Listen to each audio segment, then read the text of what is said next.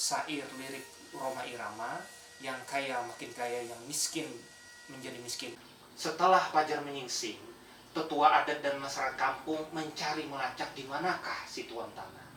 Sampai akhirnya maka orang itu pergi ke pedalaman di pedesaan di sebuah pegunungan di Rusia.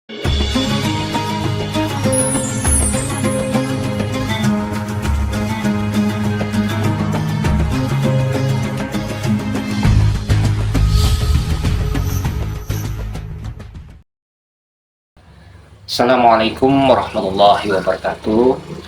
Sahabat, sobat Fuad TV dimanapun berada, selamat menunaikan ibadah puasa. Hari ini saya Muhammad Iqbal ingin menyampaikan tentang rasa cukup. Dalam kehidupan ini banyak hal yang membuat kita menginginkan materi dan kedudukan dan sebagainya. Usaha untuk menjadi lebih bahagia hanya dipersempit dalam yang namanya tingkat kebahagiaan dalam pencapaian. Pencapaian dilihat hanya pada tataran material semata. Alkisah, ada seorang tuan tanah di pedalaman Rusia. Dia punya ambisi besar untuk mengakumulasi tanah sebagai keuntungan, sebagai properti, sebagai kapital. Maka orang itu pergi ke pedalaman di pedesaan di sebuah pegunungan di Rusia untuk membeli tanah-tanah petani yang subur dengan harga rendah dan dikapitalisasi untuk mendapatkan keuntungan besar. Kemudian tuan tanah itu masuk ke pedesaan bertemu seorang yang bijaksana. Seorang tetua adat di pedalaman Rusia itu mengatakan bahwa dia bisa membantu si tuan tanah itu untuk mendapatkan tanah yang seluas-luasnya dan semaunya, yang paling subur dengan harga murah, dengan syarat si tuan tanah mengembara ke hutan pedalaman, ke belantara untuk mencari seluas-luasnya tanah sampai harus kembali ke rumah si sang tua adat itu sebelum Fajar menyingsing. Maka tantangan untuk mendapatkan keuntungan besar, uang besar, itu menjadi motivasi si tuan tanah untuk masuk ke belantara hutan.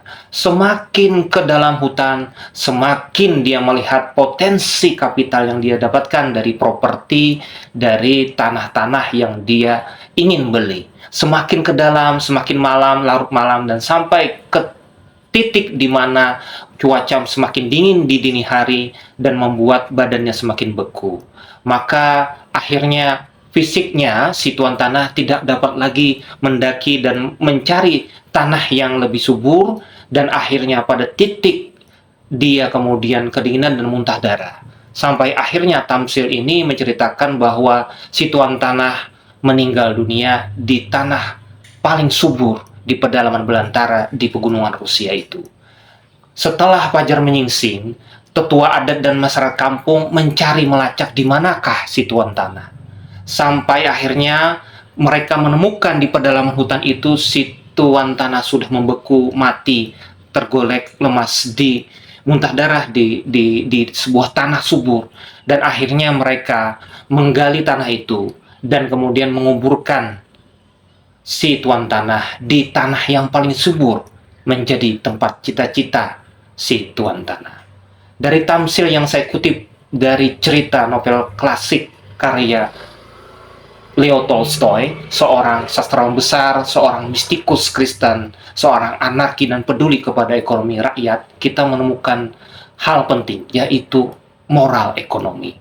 Moral ekonomi adalah bagaimana ekonomi dikelola untuk kemaslahatan umat, untuk kesejahteraan bersama.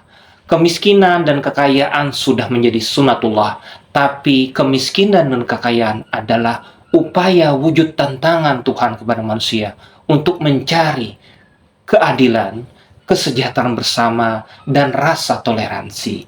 Bagaimana kekayaan dan kemiskinan sekaligus merupakan wujud tantangan bagi kita untuk bergotong royong, saling membantu satu sama lain. Sebagai penutup, saya ingin mengutip apa yang disebut oleh pepatah yang sering disairkan oleh ulama besar Jalaluddin Rumi. Kata Rumi, musik yang haram bukanlah musik yang kita dentingkan atau kita dengarkan. Musik yang haram adalah bunyi dari piring dan bunyi dari piring yang kita makan, si orang yang kaya makan, yang didengar tetangganya yang miskin dan kelaparan. Maka sejatinya kita harus saling tolong-menolong, dan kemudian jangan sampai syair lirik Rhoma Irama, yang kaya makin kaya, yang miskin menjadi miskin, itu adalah sebuah kemutlakan yang harus kita bahu-membahu, menolong, saling tolong-menolong. Sekian, terima kasih. Selamat menunaikan ibadah puasa. Wallahul muwaffiq ila aqwamut thoriq. Assalamualaikum warahmatullahi wabarakatuh.